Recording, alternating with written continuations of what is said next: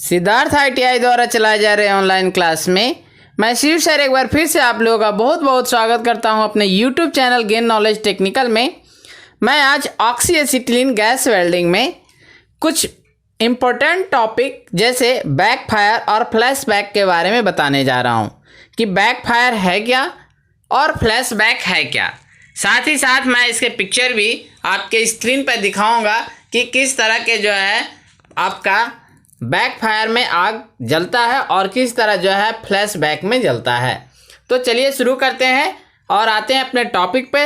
अपने टॉपिक पे आने से पहले मैं आप लोगों से आग्रह करता हूं कि अगर अभी तक आप लोगों ने हमारे YouTube चैनल को सब्सक्राइब नहीं किया है तो जल्द से जल्द सब्सक्राइब करें और लाइक शेयर एंड कमेंट करना ना भूलें। तो आइए अपने टॉपिक पे आते हैं, देखते हैं क्या कहता है बैकफायर। जैसे बैकफायर है क्या, इसके बारे में जानते हैं। बैकफायर ब्लो पाइप में फ्लेम का कुछ क्षणों के लिए पीछे हटना और तुरंत फिर से आना या फ्लेम का पूर्णतः बुझ जाना है, जो कि प्राय एक विस्फोट की आवाज़ के साथ होता है। इसे हम बैकफायर के नाम से जानते हैं।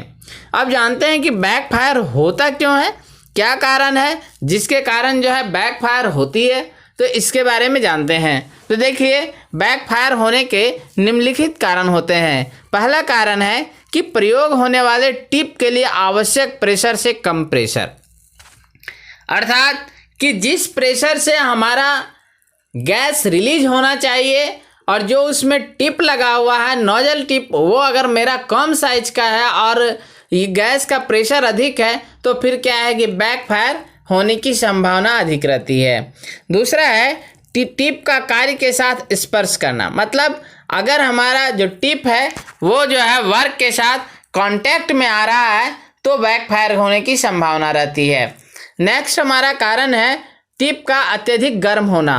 अगर हमारा टिप अत्यधिक गर्म हो रहा है, ओवर हीट हो रहा है, तो बैकफायर की संभावना बनती है। नेक्स्ट है हमारा कि टिप या हेड का ढीला होना। अगर हमारा जो है टिप का कनेक्शन अगर ढीला हो, टिप का अगर कनेक्शन लूज हो, तो बैकफायर की संभावना रहती है। अब है नेक्स्ट है हमारा सीट पर मिट्टी होना। अगर सीट के ऊपर मिट्टी जमी हो तो भी बैकफायर होने की संभावना होती है। उसके बाद है कि जो हमारा होल है या जो टिप का होल है उसका मुंह का अधिक बड़ा हो जाना, ये भी बैकफायर का कारण होता है। अब जो है निम्नलिखित चरणों का प्रयोग करके बैकफायर को रोका जा सकता है। अगर बैकफायर होती है तो इसको हम कैसे कंट्रोल कर सकते हैं, इसके लिए क्या कुछ स्टेप्स हैं जो अपनाने होंगे, उस स्टेप्स को अपना करके हम बैकफायर से बच सकते हैं। तो साधारणतः आपको जाननी होगी, अगर हमने काउच कारण को जान लिया कि इस कारण से अगर बैकफायर होता है तो उस कारण को ही अगर हम दूर कर दें तो बैकफायर होने की जो संभावना है वो 0 हो जाएगी। फिर भी जानते हैं कि क्या हम करेंगे ताकि हमारा बैकफायर ना हो। तो सबसे पहला था कि जो है गैस का प्रेशर बढ़ाएं। गैस का प्रेशर को हम बढ़ा देंगे तो जो है फायर बैक होने की संभावना कम रहेगी। उसके बाद है भाल्व को और अधिक खोलें, मतलब अगर भाल्व से कम गैस रिलीज हो रही है तो थोड़ा और रिलीज करेंगे ताकि बैकफायर ना हो। नेक्स्ट हम है कि छोटे साइज के वेल्डिंग टिप का प्रयोग करें। जो हमारा वेल्डिंग टिप है वो छोटे साइज का उपयोग में लाना चाहिए। उसके बाद है आपका कि वेल्डिंग टिप को पानी से ठंडा करें। वेल्डिंग टिप जो आपका है उसको आप अगर ज़्यादा ओवर हीट हो गया हो तो उसको पानी से ठंडा कर लेना चाहिए। उसके बाद है कि सही ऊंचाई तक फ्लेम कोन को समायोजित करें। जो आपका फ्लेम का एंगल है उसको आप जो है सही ऊंचाई, मतलब जितना हाइट होना चाहिए उस हाइट तक उसको आप जो है एडजस्ट करके और वेल्डिंग का काम करें। ठीक है, आगे बढ़ते हैं, देखते हैं कि और क्या कारण है जिसके कारण जो है आपको ये फायर बैक बनती है। उसके बाद है हमारा टिप नोजल को बड़ा होने से रोकें। अगर हमारा टिप का नोजल बड़ा हो रहा है तो ध्यान देना है कि बड़ा ना हो, इस पर हमें ध्यान रखना है। उसके बाद जो है सभी कनेक्शन को हमको सही से टाइट कर लेना चाहिए। नेक्स्ट स्टेप हमको लेना है कि वेल्ड या कट करने वाली जो सरफेस है उसको क्लीन करना चाहिए।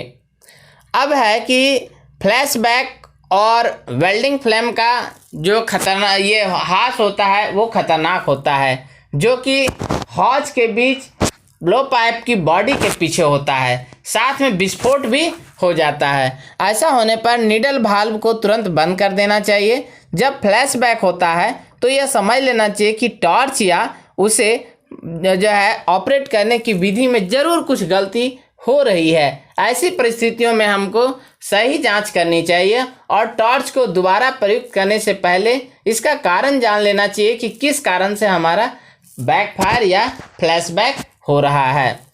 अब जानते हैं कुछ ऐसे कारण जिसके कारण हमारा फ्लैशबैक होता है। जैसे क्लोज टिप, अगर हमारा टिप क्लोज है, बंद है, तो फ्लैशबैक होने की संभावना रहेगी। उसके बाद है हमारा नीडल वाल्व का ठीक से कार्य ना करना।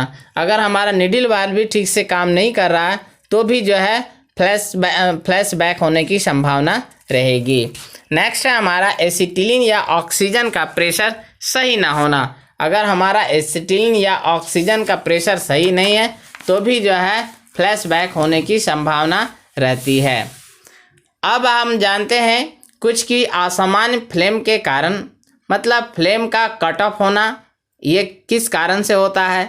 तो इसका कारण है अत्यधिक ऑक्सीजन का प्रेशर, अधिक लंबा फ्लेम, टिप नोजल पर मैल, धूलकण, मिट्टी जमा हो जाना। तो ये जो है आपका कारण होता है।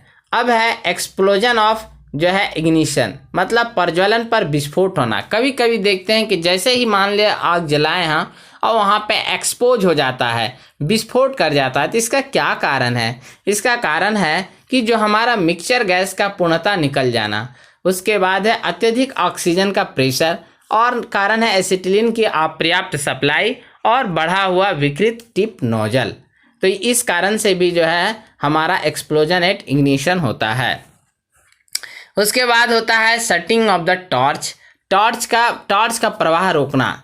टॉर्च के प्रवाह को रोकने के लिए हमको निम्नलिखित जो है क्रम को अपनाने चाहिए। पहला, ऑक्सीजन नीडल वाल्व को बंद कर देना चाहिए, फिर एसिटिलीन नीडल वाल्व को बंद कर देना चाहिए। सबसे पहले आप ऑक्सीजन को क्लोज करें, उसका वाल्व को बंद करें, उसके बाद तब एसिटिलीन नीडल वाल्व को बंद करें। यदि पूरी यूनिट को बंद करना है तो एसिटिलीन और ऑक्सीजन दोनों के सिलेंडर वाल्व को बंद कर देना चाहिए।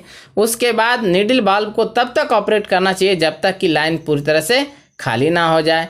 नीडल वाल्व को फिर बंद कर देना चाहिए। उसके बाद प्रेशर रेगुलेटर पर एडजस्टिंग स्क्रूज को रिलीज कर देना चाहिए। तो ये कुछ कारण थे जिसके कारण जो है आपको शटिंग ऑफ द टॉर्च होता है। टॉर्च का प्रवाह अगर रोकना हो तो उसको हम ऐसे रोक सकते हैं। तो आज मैंने आपको बताया जो है बैकफायर और फ्लैशबैक के बारे में कि बैकफायर है क्या और फ्लैशबैक होता क्या है, बैकफायर होने के क्या जो है कारण है, और बैकफायर से बचने के क्या उपाय हैं, ये बताया मैंने। उसके बाद बताया आपको फ्लैशबैक के बारे में। फ्लैशबैक भी बैकफायर के ही जैसा होता है और उसमें भी क्या कारण होता है जिसके कारण जो है फ्लैशबैक होता है, इस कारण को भी बताया। साथ ही साथ मैंने आपको बताया फ्लेम का कट ऑफ होना, फ्लेम का कट ऑफ क्यों होता है। उसके बाद मैंने बताया आपको एक्सप्लोजन एट इग्निशन, प्रज्वलन पर विस्फोट कैसे होता है। उसके बाद बताया शटिंग ऑफ द टॉर्च। तो आज के लिए इतना ही। आगे के लिए जो है मैं दूसरे टॉपिक को लेकर के आऊँगा। बस बहुत बहुत धन्यवाद। Thanks for watching.